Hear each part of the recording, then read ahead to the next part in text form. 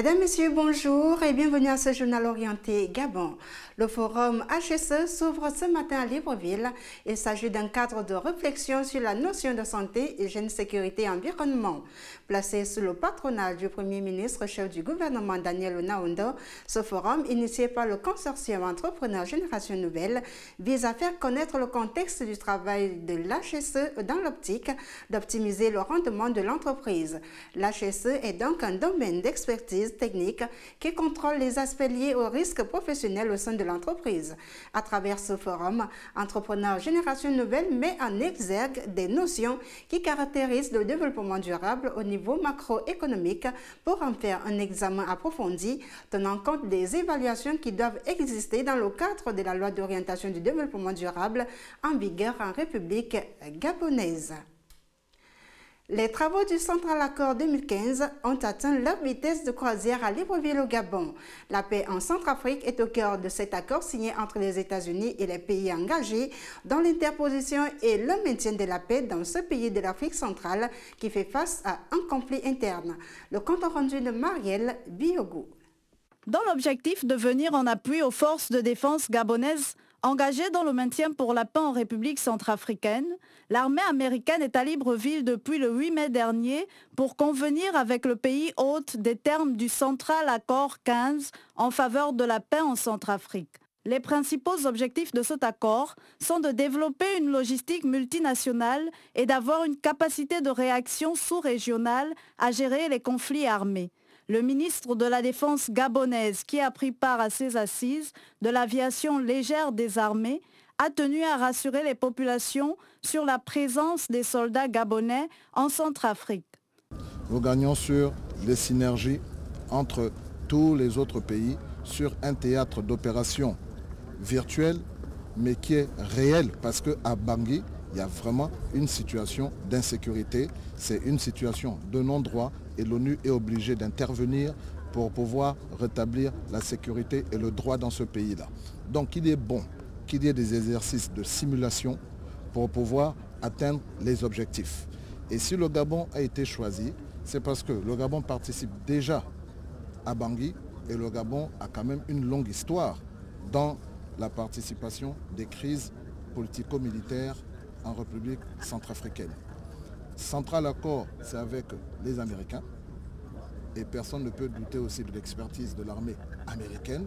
Donc tous les pays qui viennent au Gabon participer à cet exercice-là bénéficient de la formation, de l'expertise. Et comme les Américains sont des gens aussi gentils, on peut aussi bénéficier de matériel de la part de l'armée américaine. Retenons que c'est en sa qualité de leader sous-régional dans le maintien pour la paix et la gestion des conflits que l'armée américaine a décidé de s'allier au Gabon, marquant ainsi les bases d'une véritable coopération. La compagnie pétrolière Total Gabon a enregistré une perte de 16 milliards de francs CFA de bénéfices au premier trimestre 2015 contre un gain de 40 milliards de francs CFA les 2 dernières années sur la même période.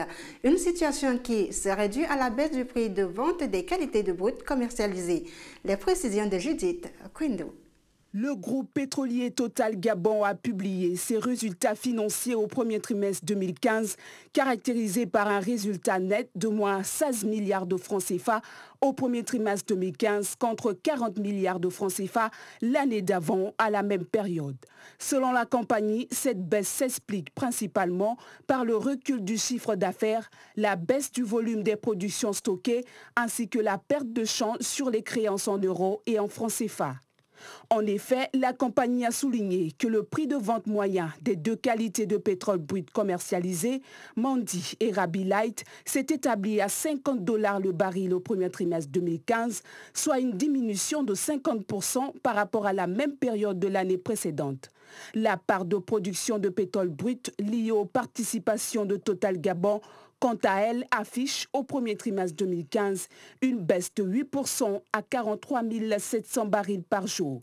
Une décroissance inhérente à l'instabilité du réseau gaz d'Anguillet et les difficultés opérationnelles sur Anguillet et Otara en janvier et février.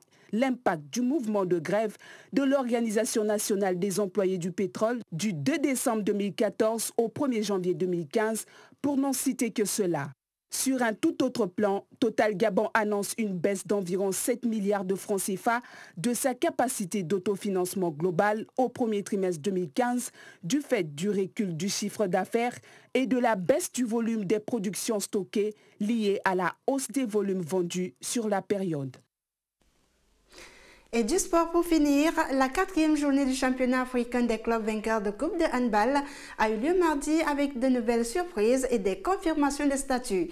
Le stade Mandji du Gabon chez les hommes et Phoenix chez les dames ont tenu le choc, des matchs palpitants dans une compétition haute en couleur.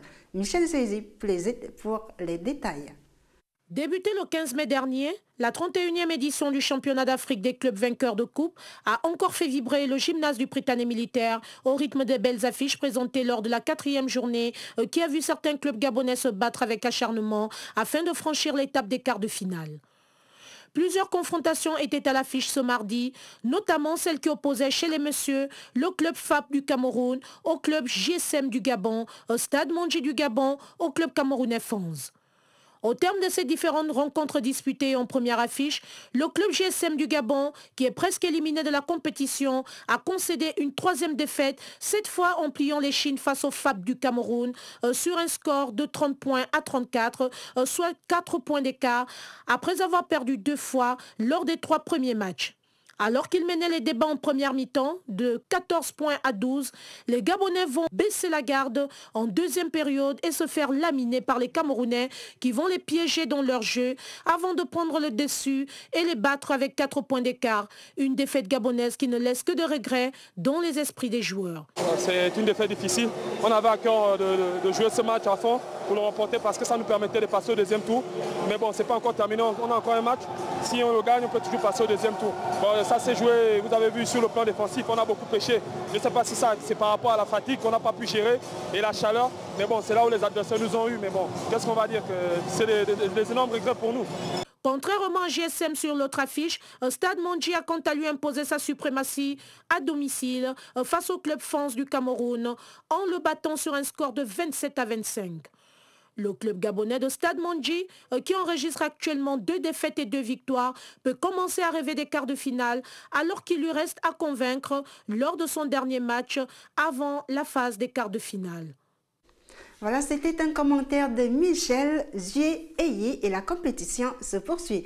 Mesdames, Messieurs, merci de nous avoir suivis. L'information continue sur Canal 7, la chaîne panafricaine.